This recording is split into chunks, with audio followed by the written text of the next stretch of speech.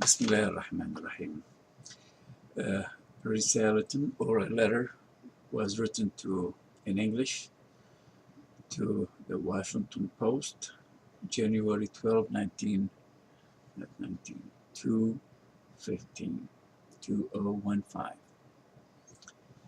Chief Editor of the Washington Post. What kind of a truth?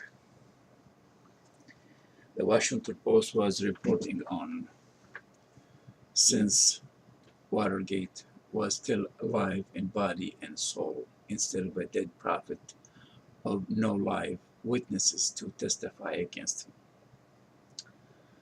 I have few examples, there are many. First, President Nixon was accused of a criminal cover-up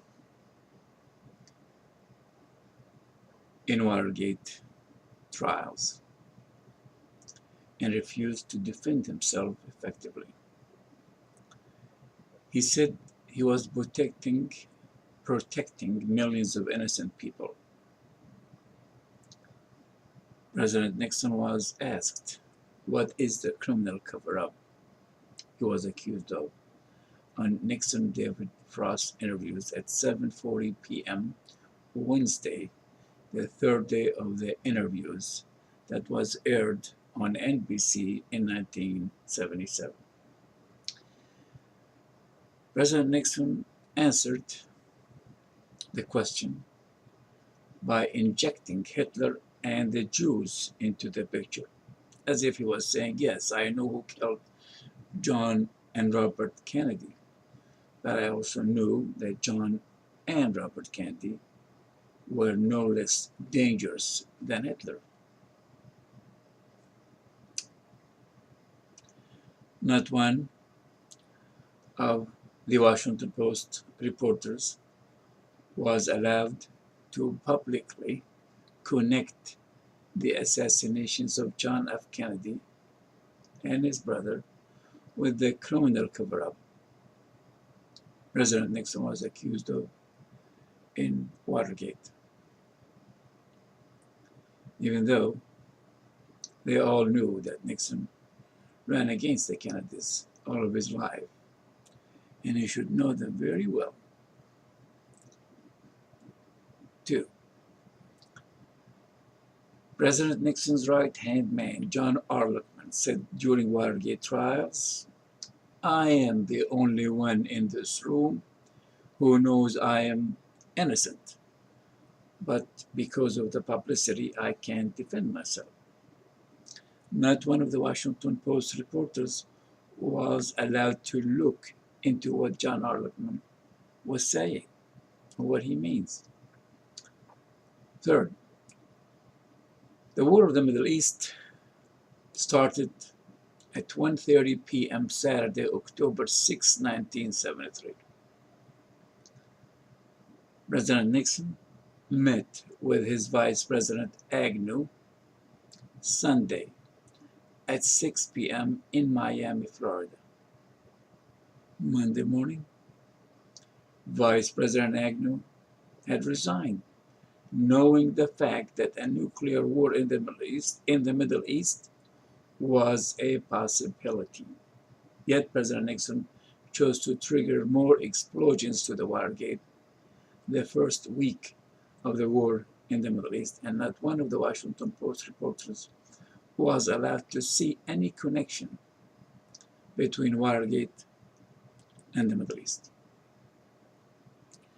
Not one reporter asked why President Nixon chose to leave a new, clean, and innocent vice president to take over his job in case of a nuclear war in the Middle East that he was not ready to get involved in.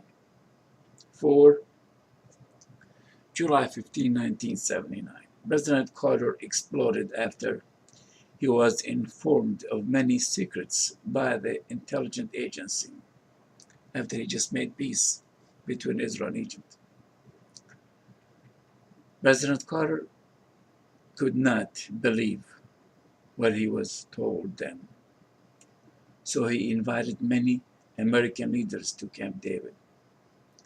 He was speaking of the Bible and conspiracies. He was speaking of the malaise in the American people who lost faith in their leaders and not voting anymore. President Carter was losing his balance after he found out that some people on the streets can know more than him about matters of national security. He thought that one man with a voting right issues can actually find out more classified information and can reveal them to the American people. Yet, the Washington Post reporters failed to say that or to connect the spying of the Republicans on the Democrats during the election of 1980 to know what had happened to President Carter in 1979 and what he meant in his speech of July 15. By Washington is an island away from its people, or what he talking about the assassination, what he meant by the assassinations and resignations of American leaders. The so-called Carter Pilfered Papers, Operation For Your Eyes Only, or Operation Simon and Simon, or Abscam, were not actually reported on in details by the Washington Post reporters. 5.